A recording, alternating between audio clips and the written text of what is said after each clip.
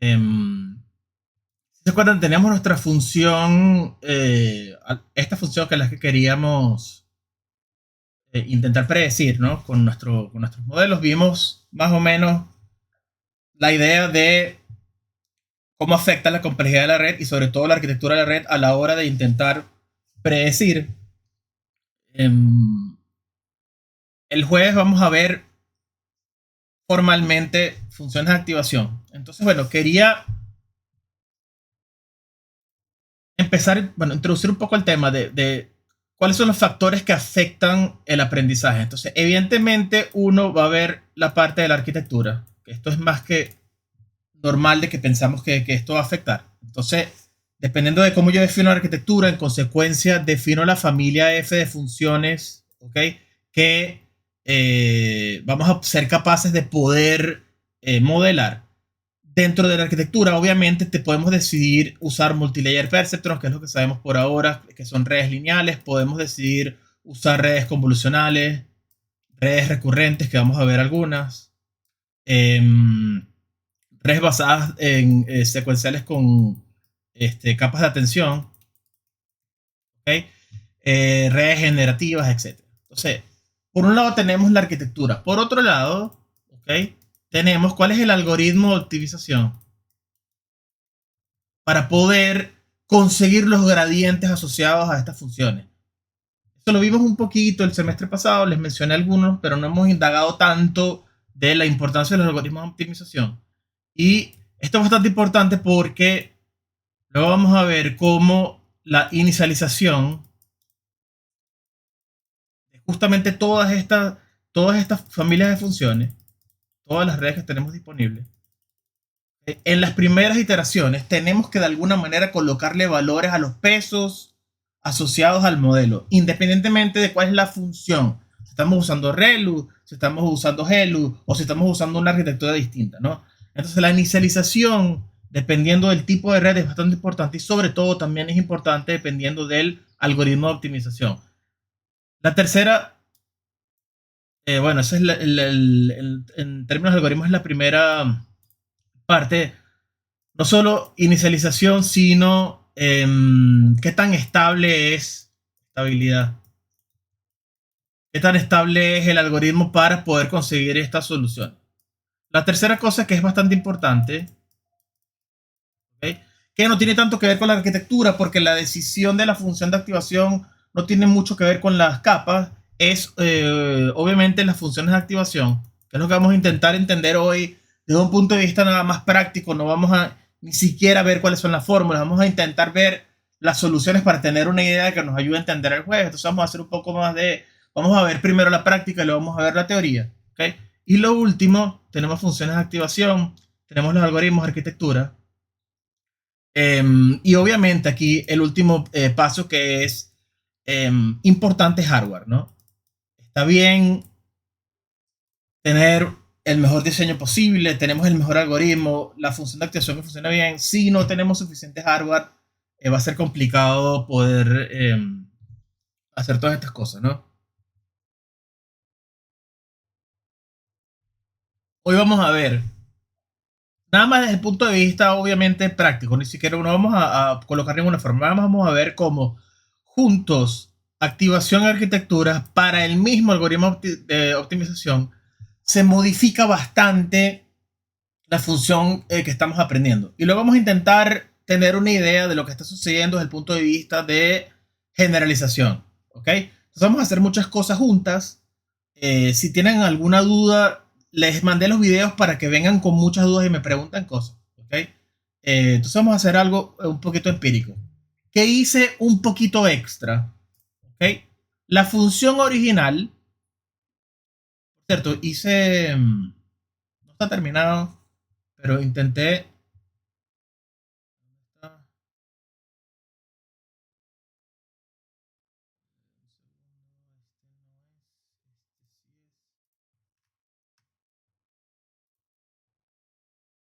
Hice mi propio...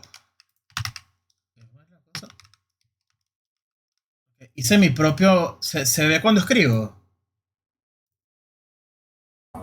Sí, profe. Ok, hice mi propio anotador. Me falta una cosita para poder usarlo en clase, pero sobre todo voy a poder hacer este tipo de cosas. Multilayer Perceptron 2, 3, 4, 4, Relu. Y no tengo que rayar yo. Perdí el mouse. Ah, ya sé lo que pasa. Este es uno de los problemas. Si está en modo resaltador, desaparece el mouse. Ok, voy a poder hacer este tipo de cosas y no tengo que volver a rayar yo y hacer la vida imposible con mis dibujos. Ok, entonces, bueno, creo que para la clase que viene voy a tener tiempo de terminarlo y lo reutilizamos de esta manera. ¿Ok? Pero tengo que acordarme de poder terminarlo. Déjenme cerrarlo.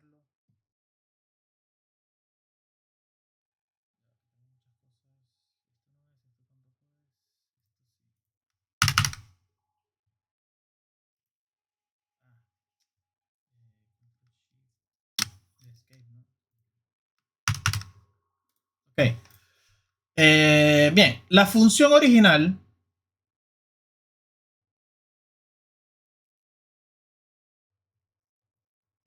¿Dónde está? Aquí. La función original era esta, ¿no? Tenemos el seno de 0.8 multiplicado por x cuadrado más y cuadrado dividido entre x cuadrado más y cuadrado elevado a la punto 9, ¿no? ¿Qué hice? Para que vean tipo de cosas que pueden suceder. Agregué, cuando les mande el notebook nuevo, agregué una pequeña sección en donde agregué una cosa que voy a llamar el gap. ¿Qué es el gap? Es simplemente agregarle a las x y a las y un multiplicador. ¿Ok? Nada más lo estoy multiplicando por un numerito. ¿Eso qué quiere decir? Lo que quiere decir simplemente es que acá estoy haciendo, ok, seno de 0.8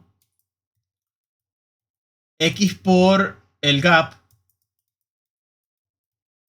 al cuadrado más y por el gap al cuadrado y lo mismo con el denominador. Ok, simplemente un valor que estoy multiplicando la x y la y. Ese valor, ok, si queremos ver acá cuáles son las consecuencias, por ejemplo, que voy a necesitar, creo que nada más esto.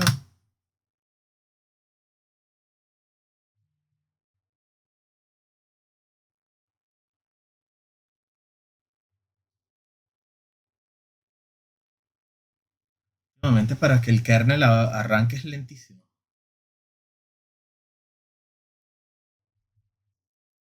Esto es un error, por cierto. Antes de que me lance algo. Listo. Ok. Bien. Noise levels.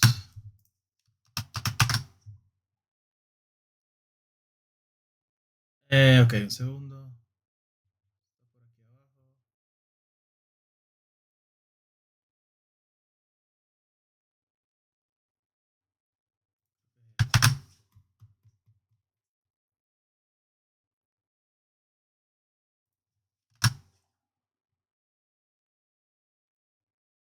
Ok.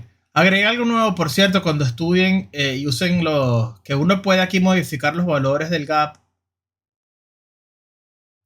De hecho, voy a colocarle aquí. Es acá, ¿no? Sí. Esto lo colocamos en 10.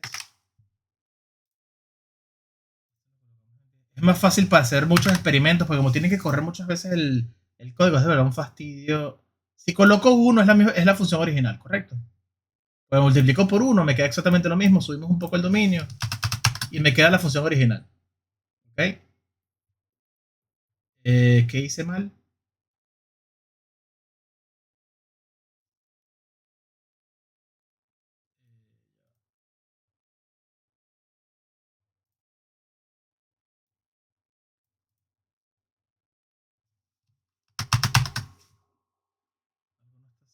Bien.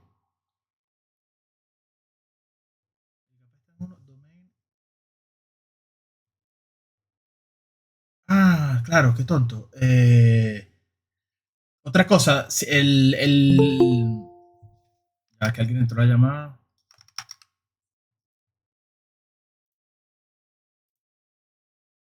Otra cosa, le cambié el dominio. Antes iba de -3 a 3, eso es lo que está pasando. Ahora le cambié el dominio para que pase para que esté como exactamente como lo estamos haciendo nosotros, hay que colocar el dominio en 3. Ahora sí va a estar bien. Ok, esta es la función original, ¿se acuerdan? Entonces pueden modificar el tamaño del grid, como pueden modificar lo del gap. ¿Por qué modifico el gap? Fíjense como una pequeña alteración nada más a ese valor. Ok, ya que no veo.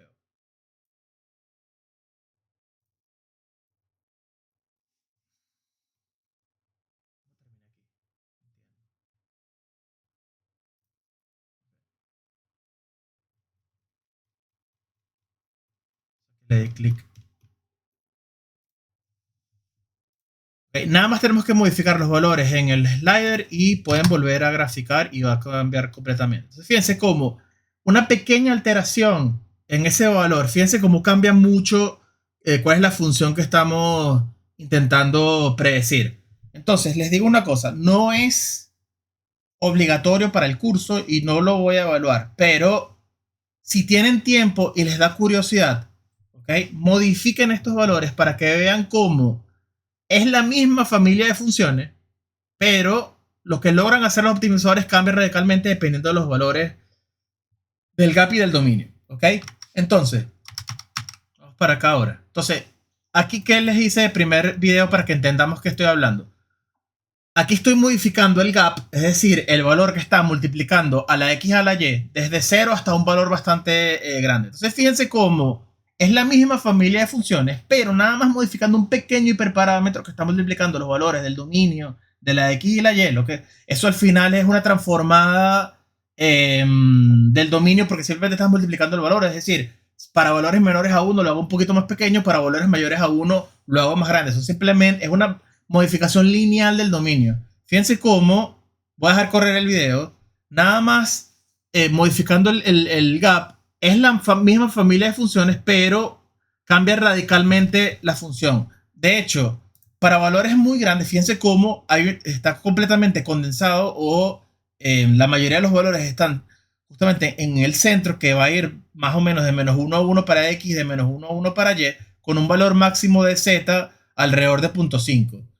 Entonces, esto es para que vean cómo pequeñas alteraciones en la misma familia de funciones, lo que uno va a intentar predecir cambia radicalmente. No solo eso, lo vamos a ver ahora desde el punto de vista empírico, pero a partir de acá, ¿okay?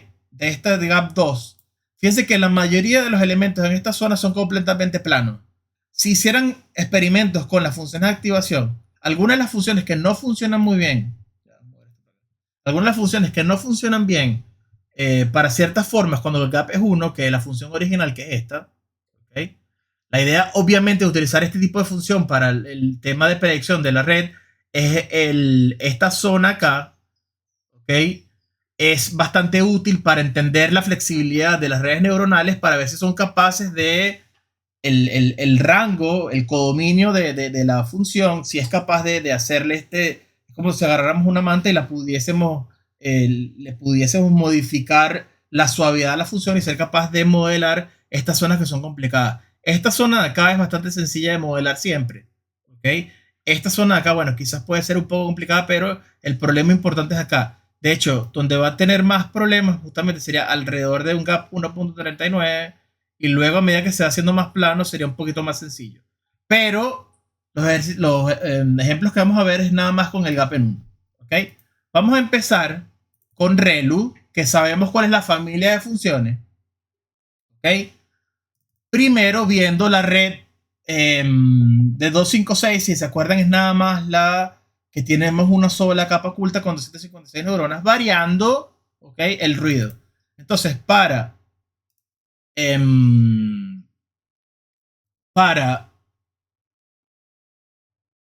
una sola red oculta con ruido 0.01, ¿qué hice de experimento?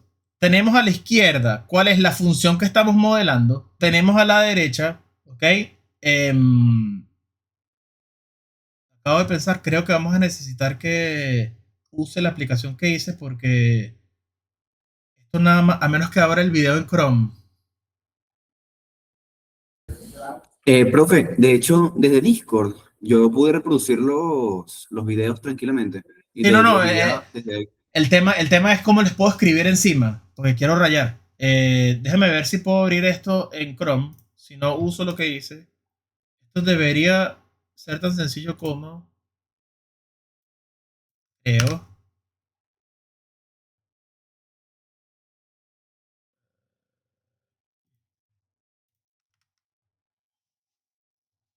Si hago así, ok. Debería ser así. Y luego seleccioné este, ¿no? Ok, está bien. Podemos hacerlo así. De hecho, se ve un poquito mejor. Eh,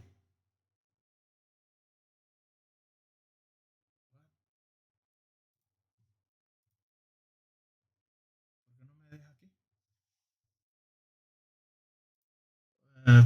Para páginas que están locales no me deja. Bueno.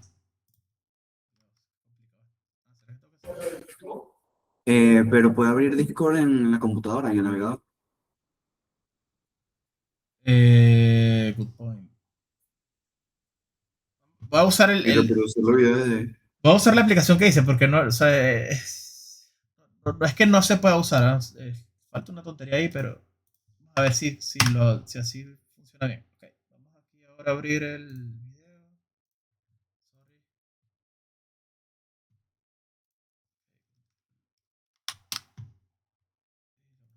Ok, entonces, ¿qué tenemos? Tenemos a la izquierda f de xy, evidentemente predicción, dependiendo de el step. Aquí estamos en el step 177, es decir, el paso de entrenamiento 177. Cuando ven acá la pelotica roja, es el error cuadrático medio, dependiendo del step. ¿Y acá qué creen ustedes que es esto? Que se los coloqué para que vieran una cosa.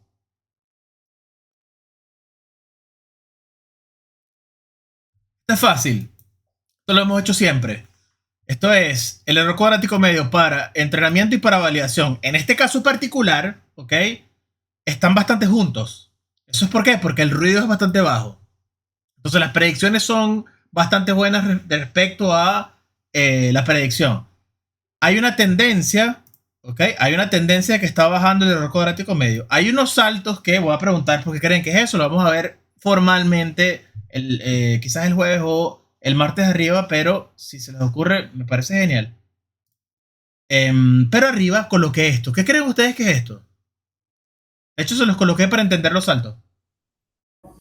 Es algo que mide el tamaño de los saltos. ¿Qué mide el tamaño de los saltos? Creo que el tamaño de los saltos es una consecuencia de lo que está midiendo, así que no es un mal comentario, pero es otra cosa. Aquí que coloqué norma, triangulito, tita, norma. ¿Qué creen ustedes que estoy haciendo?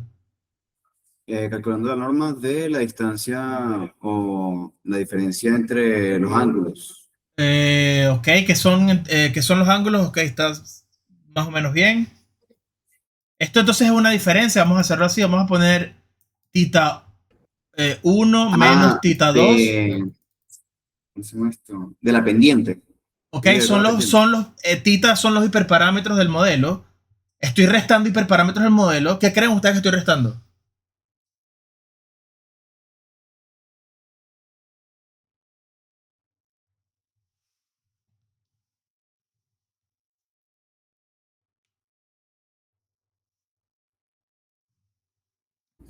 Estoy restando la pendiente original con la pendiente calculada.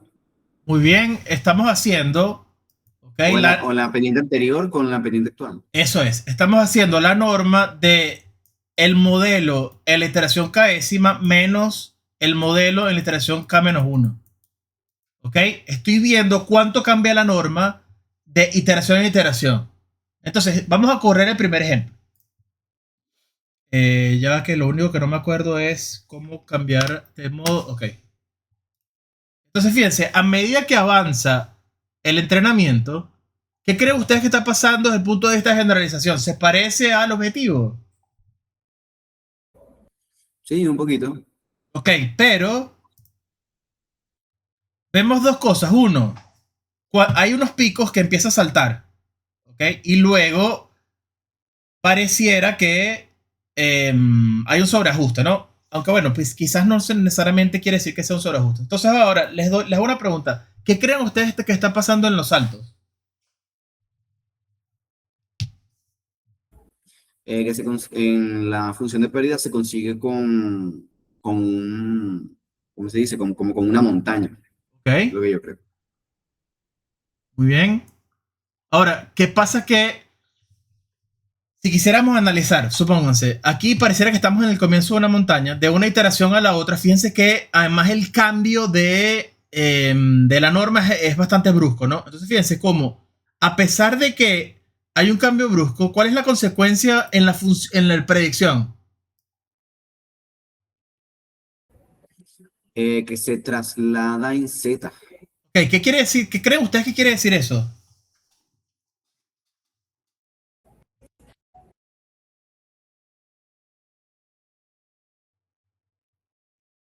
Si quisiéramos analizar sin ni siquiera profundizar en la teoría, lo que está sucediendo es, de una iteración a la otra, ¿ok? En el landscape de la función de pérdida, es decir, tengo la función de pérdida, llegué a un punto en donde cuando hice el siguiente paso, recuerden que estamos siempre haciendo, evidentemente cambia dependiendo de cuál es el optimizador, pero por lo general estamos haciendo tita de k es igual al anterior, ¿okay? Menos el paso multiplicado por el gradiente de f evaluado en tita anterior, ¿no? Evidentemente respecto al tita. Estamos actualizando, moviéndonos en la dirección opuesta al gradiente evaluado en los hiperparámetros, ¿no? Entonces lo que está sucediendo es, fíjense, llego a un punto en donde me muevo en el paso alfa y cambia abruptamente la norma. Como cambia la norma, yo lo que sé, ¿ok? Es que en esa iteración, este tita se diferencia bastante del anterior. Entonces lo que quiere decir es que estamos en otro mínimo local, o quizás no es un mínimo local, pero nos movimos abruptamente y en el punto donde estamos en la función de pérdida cambió radicalmente en donde estábamos respecto al anterior. Pero el cambio radical, ¿ok? Supónganse que estoy simplificando mucho porque estoy haciendo un gráfico en dos dimensiones. Supónganse que tengo mi función de pérdida acá. Yo estaba por aquí. El siguiente paso hace que yo me mueva a... Déjame cambiar el color. Supónganse que estamos acá. Evidentemente, esto es tita. Y aquí evalúo L de tita. ¿Ok? Cuando hago el siguiente paso, el gradiente debería ser esto. El gradiente evidentemente apunta hacia acá. Me estoy moviendo en la dirección opuesta. Cuando me muevo en la dirección opuesta con... ok, tengo que aprenderlo poco a poco. Okay. Cuando me muevo en la dirección opuesta con este tamaño, lo que sucedió, ok, fue que me moví a esta zona que está aquí. Ok, me moví a un punto, quizás, bueno, vamos a hacerlo más abrupto. Nos movimos a esta zona. Entonces ahora estamos en una zona completamente distinta de la función. Estamos en una zona completamente distinta de la función. Evidentemente, ok, la norma entre los hiperparámetros acá y los hiperparámetros acá, fíjense que hay una diferencia importante. Recuerden que estoy simplificando a dos dimensiones. Esto estamos en un punto en donde tenemos 20.000 dimensiones. Sabrá Dios qué significa la función de pérdida ahí, ¿ok? Lo que sucede es que es muy probable, con funciones bastante complejas, que esto suceda. Entonces, cuando me muevo en ese pequeño step, ¿ok? Estoy cambiando radicalmente en dónde estoy en tita. Pero lo importante es lo siguiente, ¿ok? Lo más importante es lo siguiente. A pesar de que la diferencia de la norma es importante, que me dice entonces que estos dos valores son completamente diferentes, son dos vectores distintos, habría que ver qué tan distintos son. ¿Cómo pudiésemos ver qué tan distintos son? Tendríamos que ver la norma componente a componente de cada uno de los elementos del vector. Entonces tendría que tener acá 20.000 gráficas y vemos cómo cambian los valores de cada uno de los hiperparámetros y ver en dónde están modificándose radicalmente. Lo que va a suceder es que en la mayoría de los casos se cambió mucho. Ahora bien, esos mínimos locales, ¿ok? Pues estos son, bueno, no necesariamente es un mínimo local, pero esos estados de los hiperparámetros, ¿ok? Para ambas partes de la función de pérdida, la predicción, fíjense que tiene la misma forma. Evidentemente hay un problema de bias porque cuando cambia radicalmente, ¿ok? El espacio en donde está en la función de pérdida posiblemente no tiene tiempo de ajustar el bias que va a generar en la predicción. Es decir, estamos prediciendo una F, ¿ok? F de tita en base a la X, que se parece mucho, aquí es la iteración késima, que se parece mucho a F de X tita en la iteración K-1, se parecen bastante, pero obviamente va a haber un problema de posible predicción del bias, porque puede ser que estemos llegando a una zona en donde, como está saltando dentro de la función de pérdida, evidentemente, bueno, salta un poco la predicción. Pero fíjense cómo el algoritmo luego se recupera y cada vez es normal que, dependiendo del tamaño del paso, ¿ok? Es normal que lleguemos a estos puntos en donde, bueno, quizás estamos en un lugar de la curva donde nos pegamos contra una montaña, se echa a perder un poco la solución, pero poco a poco se va recuperando, ¿ok? Siempre se va a ir recuperando poco a poco. Si aumentáramos incluso el número de iteraciones, fíjense que pareciera, ¿ok? Que estamos tendiendo aquí a una asíntota horizontal y bueno, esta parte de error no vamos a ser capaces de poder modelarla, ¿no? Ahora bien, desde el punto de vista de calidad de la predicción, fíjense que esta red con nada más una capa oculta, con 256 neuronas, lo que yo pudiese analizar es que esta zona pareciera que está bien modelada, pero tenemos problemas en los bordes. Fíjense que no tiene esa forma de ola que debería tener, sino que pareciera que es como un papel que está como arrugado porque llegamos a un punto en donde la capacidad de la red no me da para poder modelar esas zonas que están un poquito más suaves, ¿no? Entonces, si aumentáramos el ruido, vamos a ver más pronunciado este tipo de cosas. ¿Okay? Entonces, si aumentamos el ruido, perdón, esto es con ruido 0.01, está mal llamado el video. Fíjense que con ruido 0.01 el más bajo. Olvídenlo, esto lo puedo borrar porque esta fue una versión anterior. Y este no sirve.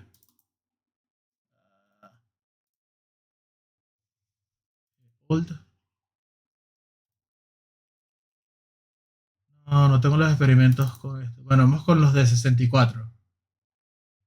Siempre con Relu. Vamos a empezar con ruido. El ruido bajito es. Este es ruido 0. Esta es la que es más compleja. Vamos con la de 16.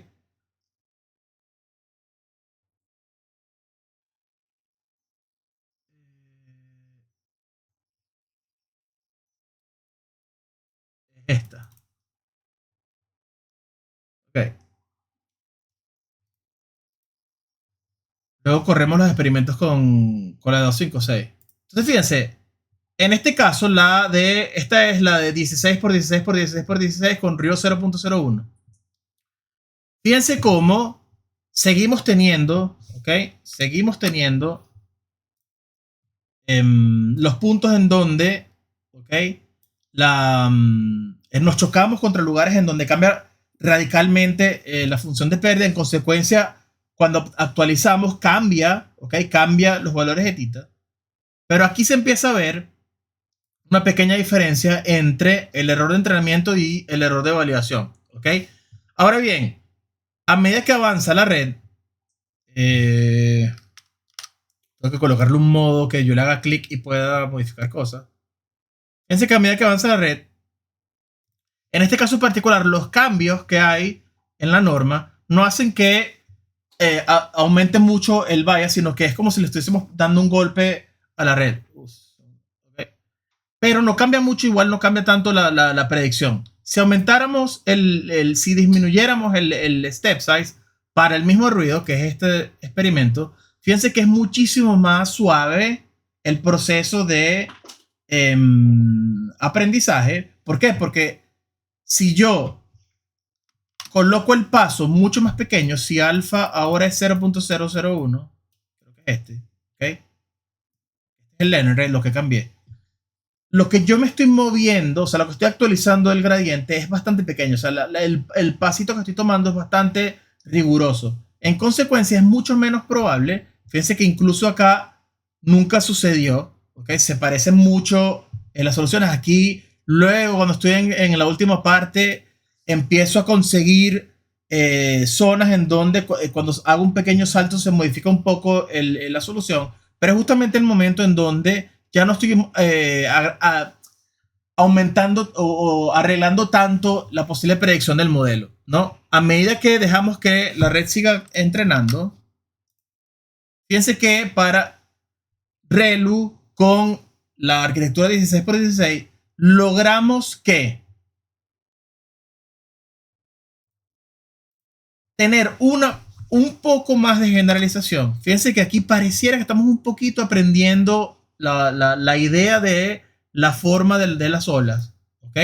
Pero se ve que es evidente que hay una limitación y no vamos a poder mejorar. A partir de este punto, fíjense que la mejora fue marginal.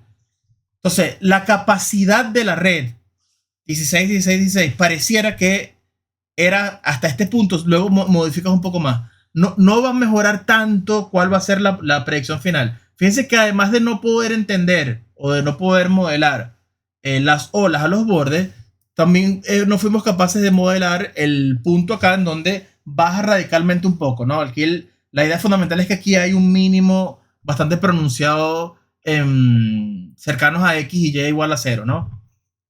Entonces, fíjense, si luego abrimos ya que tengo que. Si luego abrimos, seguimos con la de 16. Para ruido 1, bueno, vamos primero con ruido 0.5. ¿Qué creen ustedes que está pasando acá?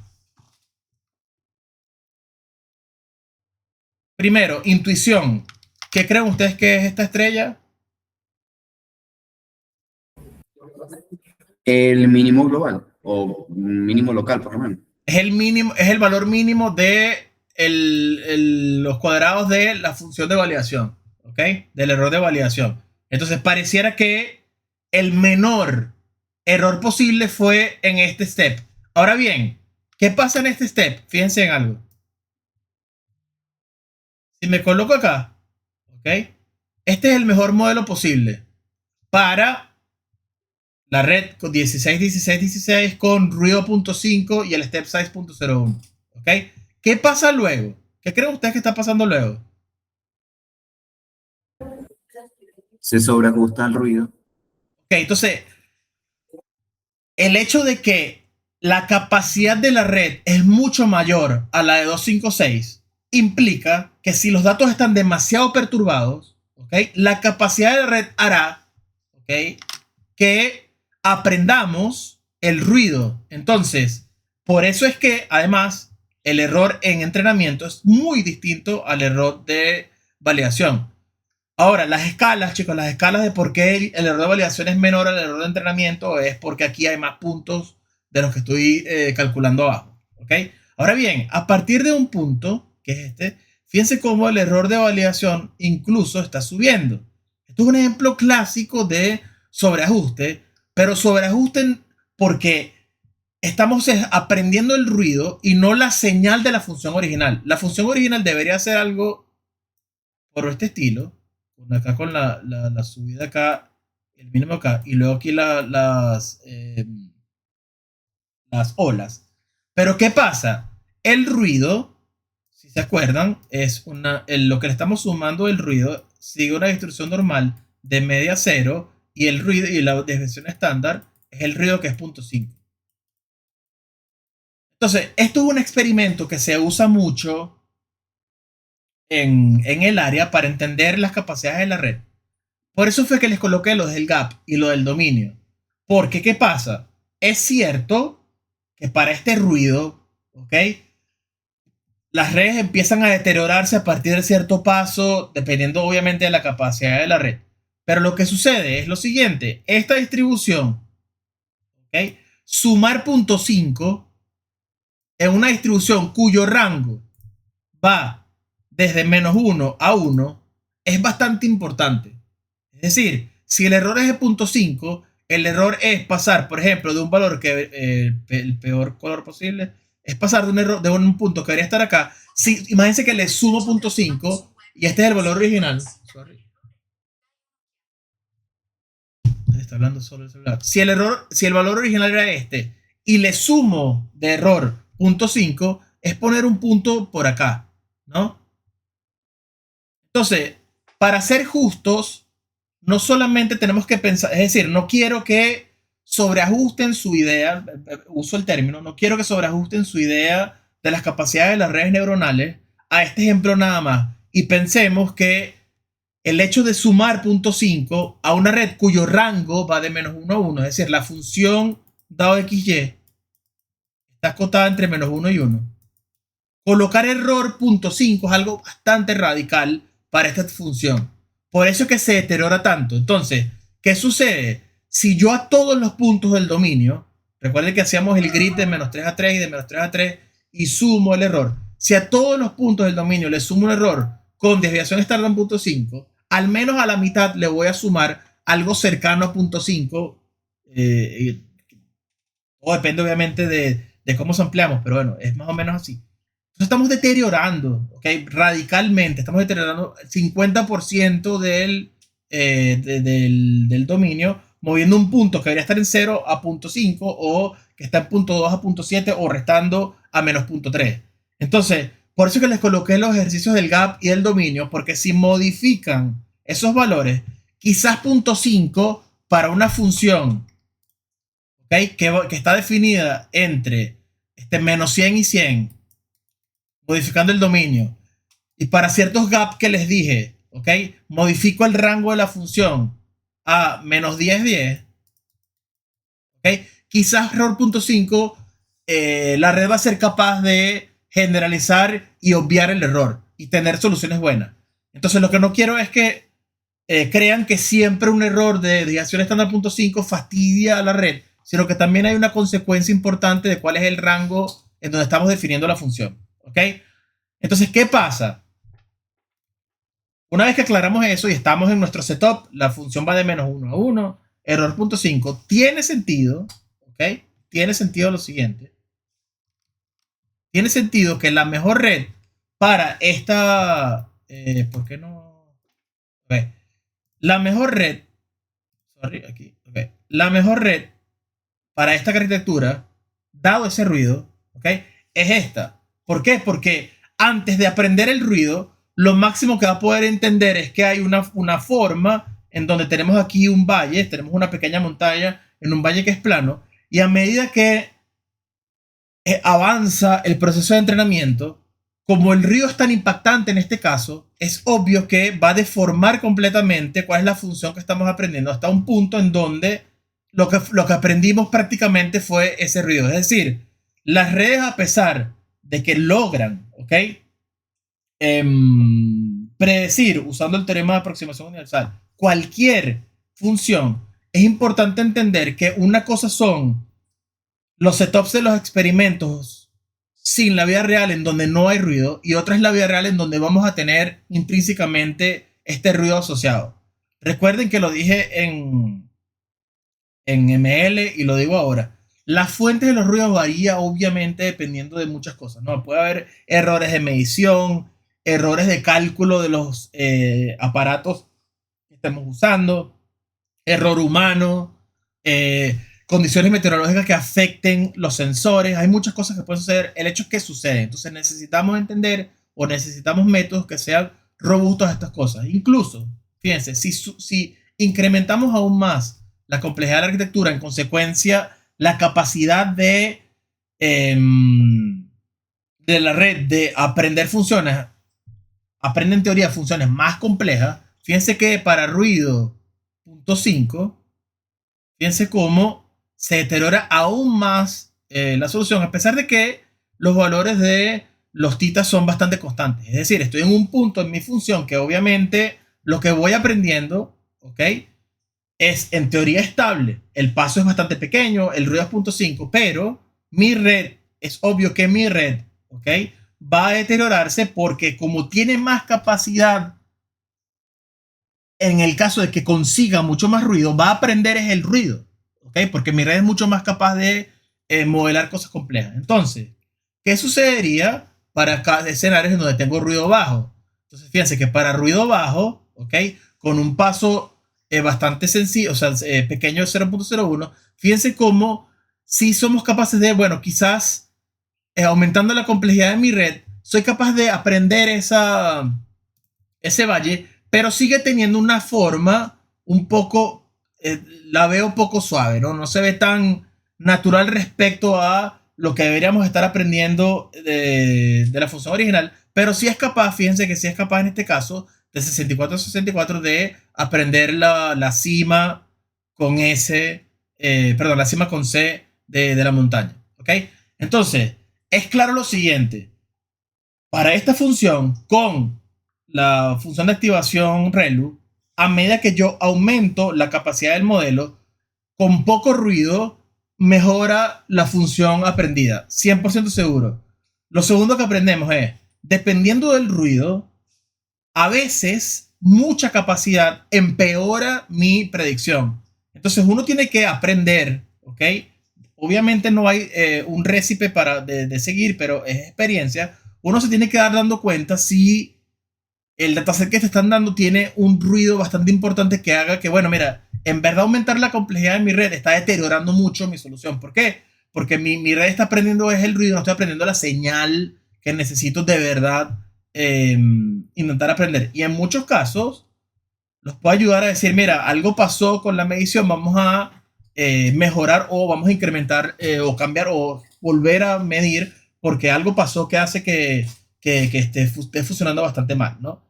Entonces, fíjense, tenemos una serie de experimentos, fíjense, para punto 5 sucede lo mismo, incluso para punto 5 con una red suficientemente compleja, fíjense cómo el error de validación casi se llega al error de entrenamiento, que se juntan, y a partir de un cierto punto, ¿okay? Fíjense que a partir de un cierto punto, casi que no cambia mucho los vectores de los hiperparámetros que vamos aprendiendo, pero se va degradando aún más la solución y lo que aprendimos fue el ruido. Esto es punto 5. Se podrán imaginar entonces qué sucede con 1, ¿no?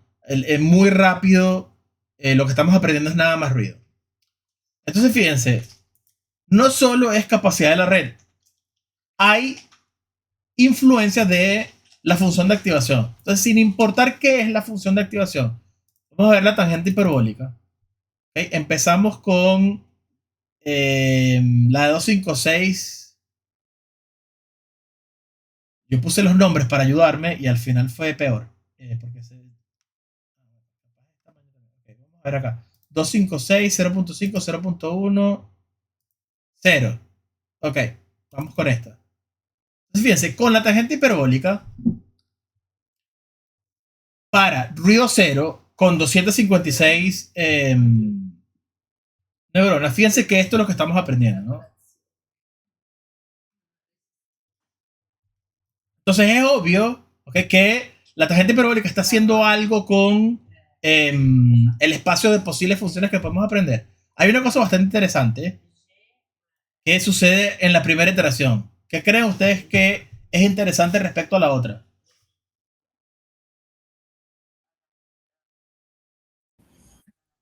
En vez de comenzar plano, comienza ya curvo, como Ok, diagonal. entonces si se acuerdan, les dije al comienzo de la clase que no es solo cuáles las funciones, no es solo el algoritmo, hay una parte importante que se llama inicialización. Entonces, en el caso de la tangente hiperbólica, por alguna razón, cuando inicializamos los pesos, queda un plano, ¿okay? Que tiene como una pendiente. Lo vamos a entender por qué pasa esto, ¿okay? Pero es interesante que en las otras funciones en la otra función de activación de la ReLU, primero tenemos un plano que esté completamente en cero y luego aprendiendo la función. Aquí pareciera que tenemos como el plano en dirección a X igual Y, por así decirlo, evidentemente en tres dimensiones, y luego rápidamente intenta ajustar a la función que queremos aprender. ¿Okay? De hecho, aquí hay una zona plana y luego hay un punto en donde empieza a modificarse un poco lo que está aprendiendo y empieza a generarse este valle que está por acá. Hay un caso, o hay una... Si yo viera esta red entrenándose sin que me diga qué es la función de tangente hiperbólica, me daría cuenta que es la tangente hiperbólica porque si se fijan a los lados, en los bordes, ¿okay? siempre empiezan a verse estas zonas que no son necesariamente suaves, pero van generando curvas hacia los bordes. Siempre va a tener problemas en los bordes del dominio. ¿Ok? Y va a tener que ver de cuál es la forma que tiene la tangente hiperbólica. Entonces, bueno, vamos a incrementar la complejidad del modelo. Y vamos a ver la de 16 con ruido cero. Creo que es esta.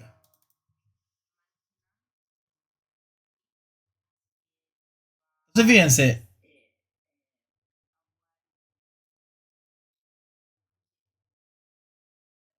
A medida que avanzan las iteraciones, sí pareciera, ¿ok? En este caso particular, fíjense que sí pareciera que estamos aprendiendo un poco mejor la función, ¿ok? Aquí pareciera que hay algún pequeño problema de... no se parece tanto a la función original, pero esto es una aproximación bastante aceptable. Incluso, de hecho, fíjense que antes teníamos valores, en el caso de la ReLU, cercanos a menos 2, estamos 10 a la menos 3, ¿ok? Entonces, vamos a abrir la última red, que es 64 con error 0.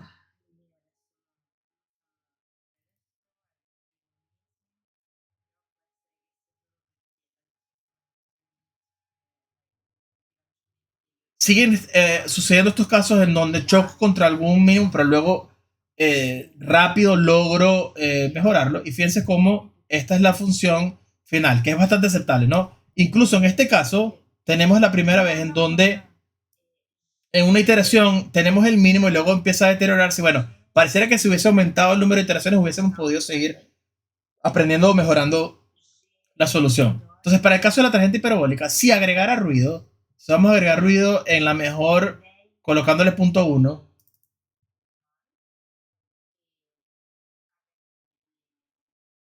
¿de qué se dan cuenta aquí? ¿Qué creen que está pasando?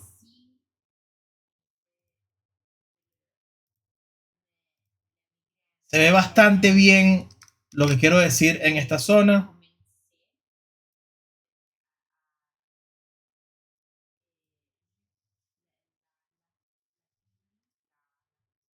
Estas zonas que están aquí, ¿lo ven? No sé si las ven aquí. ¿Sí? Sí, Entonces, está un poquito apagadas, pero comparado a los otros. sí, es 100% funciona mucho mejor que con la ReLU, okay, no hay ningún tipo de duda. Pero, ok, vamos a ver luego de por qué la tangente hiperbólica tiene bastantes problemas, sobre todo con las derivadas. Luego vamos a ver por qué se terminan usando. Esto es gracias a la gente de redes recurrentes y sobre todo tiene que ver con el rango de la tangente hiperbólica. Pero, ok, por ahora no estamos indagando tanto de por qué se siguen usando. Fíjense que a pesar de que funciona un poco mejor que ReLU, fíjense cómo pareciera que está aprendiéndose mucho el ruido con un ruido bastante bajo. No tiene problemas en los bordes. Pareciera que no es muy suave la solución. ¿Ok? Entonces vamos finalmente con una de bastante ruido para las redes más complejas. Vamos a colocarle, yo creo que ya incluso con esta, si no me acuerdo mal, es un desastre. Fíjense que acá, nada más en esta iteración es donde tiene la mejor aproximación posible. Y en este caso, la mejor aproximación tiene un poquito más de complejidad, ¿ok? Tiene un poquito más de complejidad que con las funciones ReLU, pero, ¿ok? Se ve obviamente afectada acá por el ruido, incluso por estas horas también se ve bastante afectada, ¿no? Entonces, bueno, esto nos va a dar una idea de qué es lo que sucede con la tangente hiperbólica. Vamos con la última, que es la HELU.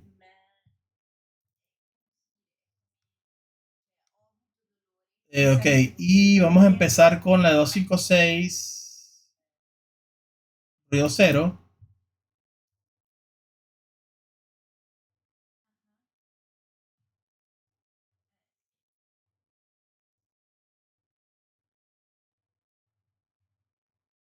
Entonces, si vemos esto, evidentemente tenemos acá una zona en donde estamos casi plano, es decir, que la capacidad de la red posiblemente fue hasta acá. ¿Okay? ¿Qué me dice esto? Que una arquitectura con una sola capa oculta, con ruido cero, no es capaz de generalizar y aprender la función que queríamos intentar aprender. ¿Okay? Es obvio que somos incapaces de generalizar. Aquí parece ser mucho más estable el proceso de aprendizaje. Evidentemente, sí hay zonas en donde cambia un poco la norma de los vectores. En consecuencia, tenemos dos soluciones distintas, pero siempre logra llegar a un mínimo hasta que llega a tener otro problema, ¿no? Si aumentamos la complejidad de la red, vamos a colocar la de 16 con ruido cero. Ya con esta red, fíjense cómo ya las soluciones, sobre todo a los bordes, son muchísimo más suaves. ¿Lo ven? Incluso a este punto, pareciera ya que es casi exacta la aproximación. De hecho, no lo hice y debe haberlo hecho de colocar tres gráficas donde comparamos todas, pero espero que se acuerden que, fíjense cómo el rango de los errores en este caso ya estamos en los órdenes de 10 a la menos 5 y 10 a la menos 4. Es decir, evidentemente esta aproximación funciona mucho mejor. Entonces, para darles una idea de lo que es la ELU, sin necesidad de sacar cuentas, les digo lo siguiente. La ELU de X es X multiplicado por la función de densidad acumulada de la normal. Si se acuerdan, usamos las tablas de la normal evaluado por X. Esta es la función ELU. ¿Por qué creen ustedes que, nada más con esta intuición, por qué creen ustedes que funciona un poco mejor? ¿Qué creen ustedes que está haciendo? Recuerden que ReLU simplemente es max 0x. Consecuencia, puedo usar mis presets. De hecho, las coloqué acá. Les voy a colocar la ReLU. No pensé que si el fondo es blanco es un fastidio. Bueno, aquí se ve relativamente bien. Ya. Borrar todo. Colocar las dos. Esto es lo que sucede con la ELU. Y esto es lo que sucede con la ReLU. Vamos a hacer algo.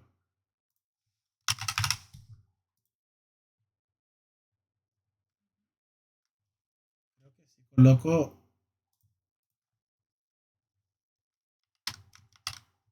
Ok. Entonces, con ReLU, ¿qué tenemos? Tenemos que en el 0, todo lo que sea negativo lo dejamos en 0, todo lo que sea positivo lo dejamos igual. En GELU estamos haciendo X multiplicado por la función de densidad acumulada del valor de la FDA de la normal 0,1, ojo. Ok, GELU de X. Y me queda esta señora que está acá. ¿Qué creen ustedes que está pasando?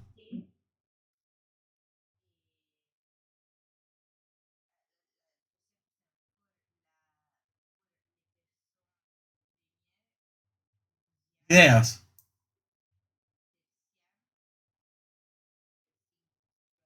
No necesariamente qué está pasando. ¿Qué ven que es distinto? Vamos con una cosa más básica. ¿Qué ven distinto? En Hello, los valores en Y sí pueden ser negativos En algunos puntos, si es negativo, eso es muy bueno. ¿Ok? ¿Qué más?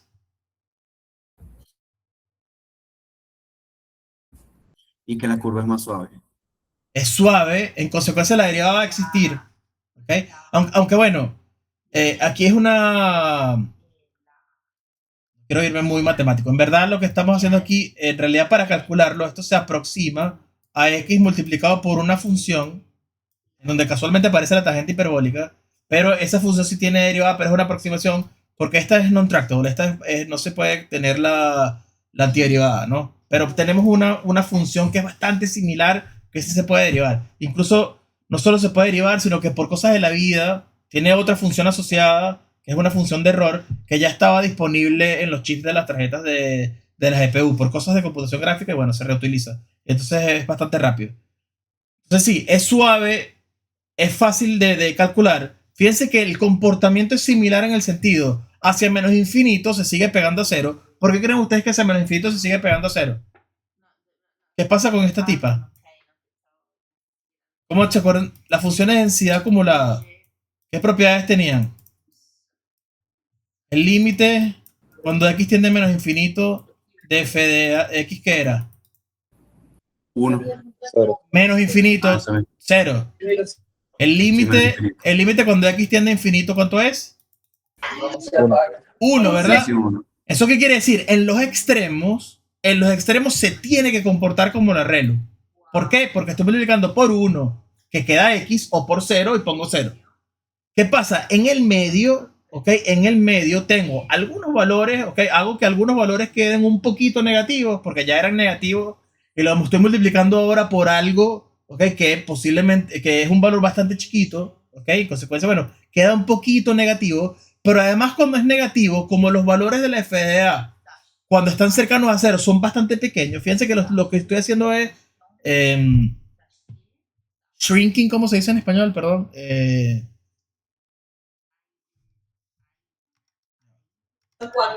Sí, creo que vamos a encoger. Encoger, se encogen, eso, encoger.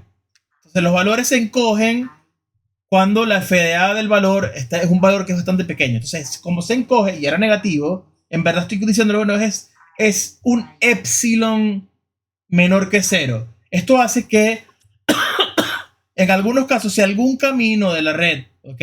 Yo necesitaría que en ese camino, como me está dando algo que es negativo, ¿ok? Quiero, entre comillas y a manera bastante básica, quiero dejar de aprender por esa zona, resto de la influencia que tengo por esa parte de la red y me voy por aquellas que tienen valor positivo. En el pasado lo poníamos en cero y desactivábamos la neurona. Ahora no la desactivamos. Vamos a desactivar para ciertos valores porque sigue siendo cero. Pero para algunos valores, lo que hago es que la influencia por ese lado de la neurona se echa hacia atrás. Es como si tuviésemos, le colocaras tuviese un chaleco y lo voy jalando un poquito para atrás porque yo, mira, por aquí no va en la cosa, ¿no? A partir de cierto punto, simplemente decimos que es el comportamiento del arreglo y acá obviamente es un poquito más atenuado el valor de la función x de la activación. Entonces, ¿cuál es la consecuencia de todo esto?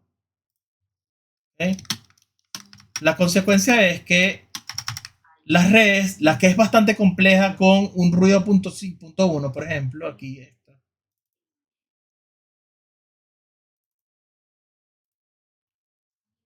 Fíjense cómo, a pesar de que se deteriora bastante la solución, es muchísimo más susceptible al ruido. Y sí, es cierto que estamos aprendiendo el ruido porque un ruido .1 es bastante importante para la forma. Fíjense que, a pesar de que esté deteriorado, funciona muchísimo mejor que... ¿Qué pasó aquí?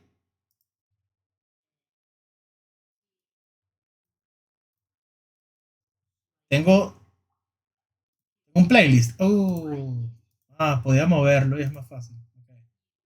El tema es que no está muy ordenado. Okay, eso tengo que estar pendiente porque se cambia de video. Si colocáramos el HELU de la más compleja con error cero, fíjense que es obvio que tenemos la mejor aproximación posible. ¿Okay? Entonces, ¿por qué en los bordes somos capaces de modelar esta zona? Justamente por la parte de gaussiana de la función de activación. Las consecuencias es que este tipo de funciones vamos a ser capaces de modelarlas si no hubiese ruido casi de manera exacta. Incluso si yo aumentara, fíjense que aquí seguía disminuyendo la diferencia entre las normas y aquí seguíamos disminuyendo el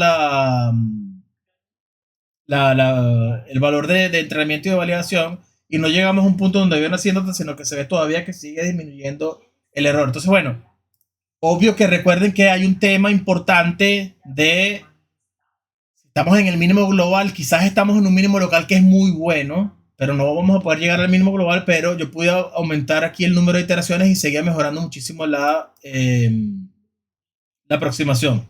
Ahora bien, a pesar de que usemos Elo, a pesar de que tenemos la red con la mayor capacidad posible, si tenemos bastante ruido,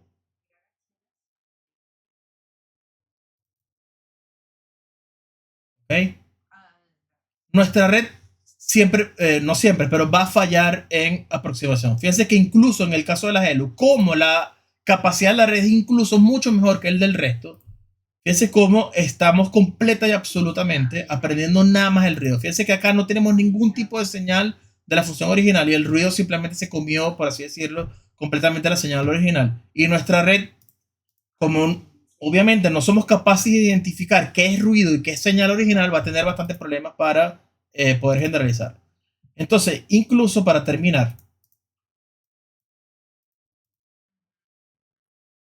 sé que la mejor aproximación posible en donde el error es mínimo, ¿okay? Es aquí, en donde algo de la señal logró identificar, ¿okay? Pero una iteración apenas entras en un mínimo local en donde el ruido afecta bastante, se deteriora completamente y ya no tenemos vuelta atrás, ¿no? Entonces siempre tenemos que pensar, ¿ok? O la idea fundamental es no pensar que cuando vayamos a resolver un problema, aumentar demasiado la complejidad de la red, que implica entonces que las funciones que somos capaces de modelar son un poquito más complejas, nos va a ayudar muchísimo. Es un proceso iterativo en donde involucra mucha experiencia. Empiecen con redes bastante simples, tener un baseline importante, aumenta un poco la complejidad, voy comparando los valores de error, ¿ok? Y luego, obviamente, vemos cuál es el rendimiento en base a los resultados que tenemos.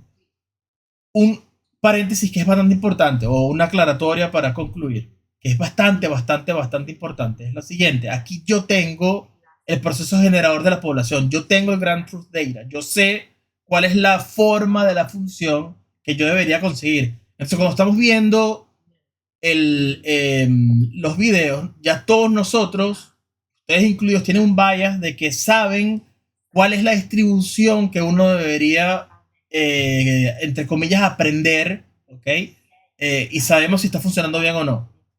Si, por ejemplo, si ustedes si no supieran nada de la distribución original y ven esta forma, uno pudiese decir, bueno, yo creo que esta es mejor aproximación que esta, a pesar de que sabemos que, a pesar de que esta tiene sus errores, ¿ok? Evidentemente, esta zona, la zona donde tenemos la parte de hundimiento es muchísimo más grande de lo que deberíamos estar aprendiendo. Tenemos el bias de que, bueno, este quizás es un poquito mejor que la iteración anterior. Entonces, bueno, tomen en cuenta que podemos hacer todos estos análisis porque tenemos controlado el experimento. Sabemos cuál es la F que tenemos que modelar. Sabemos dónde está acotada. Menos 1 a 1. ¿Okay? Tenemos conocimiento de esto que obviamente es lo más importante porque es la función que genera los datos reales. Y además sabemos cuando estamos haciendo los datos con ruido, vamos a llamarlo asterisco, f de xy es f de xy más el epsilon. Esto lo conocemos y sabemos cuál es el ruido que estamos sumando para cada uno de los puntos. Esto no necesariamente lo podemos saber siempre. Y bueno, obviamente en los experimentos somos capaces de saber cuál es el ruido en ese caso particular. Entonces, la idea fundamental que lo que nos vamos a ir es lo siguiente. Cuando modificamos la función de activación, se modifica la familia de funciones que somos capaces de modelar. En el caso de las funciones ReLU, son las funciones lineales definidas a trozos.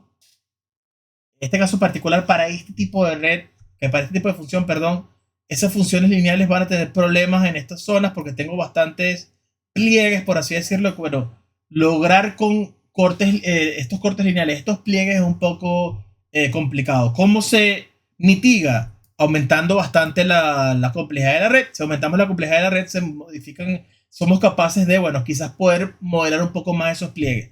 Luego vemos, ¿okay?, que modificando nada más la función de activación, ¿okay?, para modelos que son un poquito menos complejos, con esta función de activación vamos a tener mejores predicciones que con la ReLU, con el modelo más complejo posible.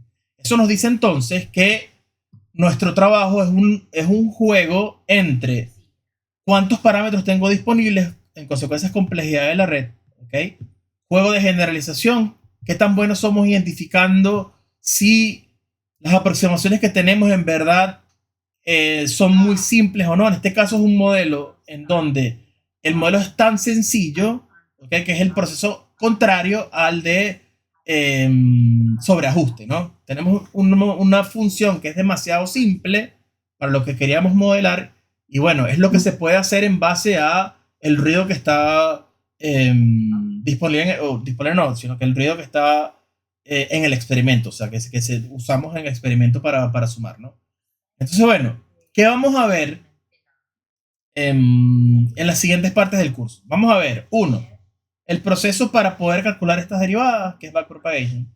Vamos a ver tres algoritmos de optimización, porque no es solo la arquitectura, no es solo cuántos parámetros tengo, sino, bueno, cómo los actualizo, cuál es la cantidad de datos que uso todos los datos para actualizar, uso solo un pequeño porcentaje, cuál es la varianza de la distribución de tita cuando estoy modificando estos valores. Vamos a ver nada más tres casos: método del descenso del gradiente estocástico, Adam Optimizer y Momentum, ¿no? Adam con Momentum o incluso el estocástico con Momentum. Vamos a entender un poco qué es esa idea de Momentum. Básicamente es, intento actualizar, es cierto que está bien actualizar vamos a abrir un mejor ejemplo para la idea de Momentum. Debería ser...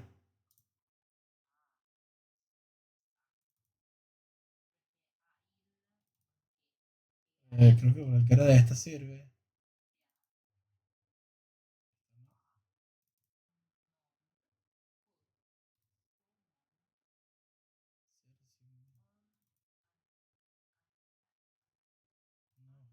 La original.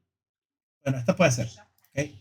La idea de Momentum es, bueno, cuando yo modifique tita en base acá, que usamos el anterior menos un paso de f de tita, ¿okay? ¿Qué pasaría si en verdad en la nueva iteración es cierto que usamos este, pero también usamos un historial de los que tenemos antes? Entonces, para poder actualizar en este punto, uso el anterior, pero uso también una ventana de los que tengo antes. Esto me permite decir, bueno, ¿qué tanto influye el anterior, pero que también tanto influye lo que tenía un poco antes, ¿no? O sea, ¿por qué? Porque quizás en el momento en donde estoy, si tomo una mala decisión y me muevo hacia un punto en donde voy a ir hacia un mínimo local que es bastante malo, ¿ok? Si nada más tomo en cuenta el anterior y tomé una mala decisión, no voy a poder arreglar esa decisión porque estamos usando métodos iterativos que son grises. Es decir, no es que estamos lanzando de manera en paralelo muchos puntos aleatorios en toda la función de Perry y veo cuál es el que está funcionando mejor y luego me voy por ese, sino que simplemente empezamos en uno y vamos hacia adelante hasta el final. Hay técnicas para decir, ok, bueno, me voy a mover en base al nuevo, pero también tomo en cuenta que tengo algo de historial para que digo, bueno, quizás cuando me muevo por este lado voy a deteriorar mucho la solución y hace que no se mueva tanto hacia el anterior, sino que lo modificas un poquito el gradiente hacia un lado y eso hace que no se acentúe tanto malas decisiones, por así decirlo. Entonces, bueno, evidentemente entonces luego tenemos que tomar en cuenta qué tanto me interesa la información previa, qué tanto me interesa la información actual. Entonces tenemos que introducir, además del alfa, ver un hiperparámetro nuevo que se va a llamar m, y m evidentemente tiene que ir de 0 a 1, que me dice qué tanto quiero aprender del historial o qué tanto no quiero aprender del historial, básicamente. Entonces, bueno, cuando veamos las fórmulas son bastante sencillas de entender. Nada más vamos a ver fórmulas de los métodos y desde el punto de vista práctico, consecuencias. La parte teórica, obviamente, sería un curso de posgrado, ¿ok? Entonces, bien, por hoy está bien, chicos. El jueves sí empezamos a ver cosas nuevas con más fórmulas. Y bueno, espero que veo que están viendo muchos los videos, lo cual estoy bastante contento. Tengo más visiones ahora de estos 3 videos que en todos los videos del semestre pasado, así que bueno, me parece positivo que estén viendo los videos. Entonces bueno, nos vemos el jueves con un poquito de backpropagation y de funciones de activación. ¿Ok? Nos vemos el jueves, muchachos.